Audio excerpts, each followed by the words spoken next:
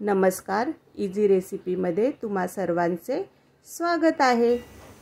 बघूनच तोंडाला पाणी सुटणारी आजची रेसिपी आहे ढाबा स्टाईल टेस्टी छोले भटुरे। आहे की नाही एकदम टेस्टी रेसिपी। पहिल्यांदा आपण भटुऱ्यासाठी पीठ मळून घ्यायचे। त्यासाठी 2 वाटी मैदा, 2 वाटी गव्हाचे पीठ, रवा, दही, तूप आणि मीठ।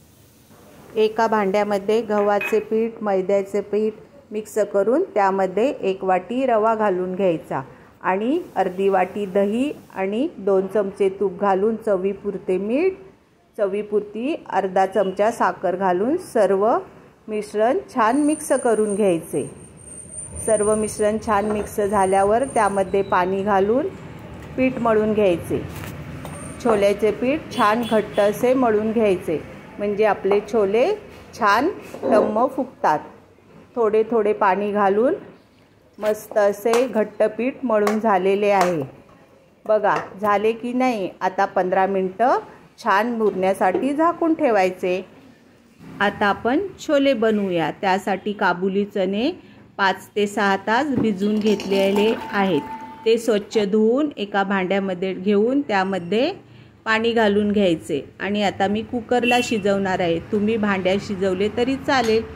कुकरमध्ये पाणी ओतून त्यामध्ये काबुली चण्याचा टोप ठेवून गॅसवर ठेवून कुकरला 4 ते 5 शिट्या करून घ्यायच्या। आता छोलेचा मसाला बनवूया। त्यासाठी आपल्याला कांदा, टोमॅटो, आलं, लसूण, कोथिंबीर आणि हिरवी मिरची लागणार आहे। सर्व छान बारीक कापून मिक्सरच्या भांड्यामध्ये घालून घ्यायचे। सर्व मसाला मिक्सरच्या भांड्यामध्ये घालून झाल्यावर त्यामध्ये 1 चमचा जिरे घालून घ्यायचे। जिऱ्याने मसाल्याला छान फ्रेश अशी चव येते। जिरा पावडर घातली तरी चालते, पण मी जिरे वाटून घ्यायचा। आपला मसाला वाटून झाला आहे आणि आता खड्या मसाल्यामध्ये तमालपत्र, लवंग, चक्रीफूल, काळी मिरी, ती वेलची वापरणार आहे। कढईमध्ये तेल घालून तेल छान गरम झाल्यावर त्यामध्ये खडा मसाला घालून घ्यायचा। खडा मसाला छान तडतडल्यावर कढीपत्ता घालायचा। कढीपत्ता छान तडतडल्यावर वाटून घेतलेला मसाला घालून तेलामध्ये मसाला चांगला परतून घ्यायचा। मसाल्याला टोमॅटो आणि कांद्यामुळे छान पाणी सुटते, ते आटेपर्यंत मसाला परतून घ्यायचा। कुकरमध्ये ठेवलेले चणे छान मऊ शिजले आहेत।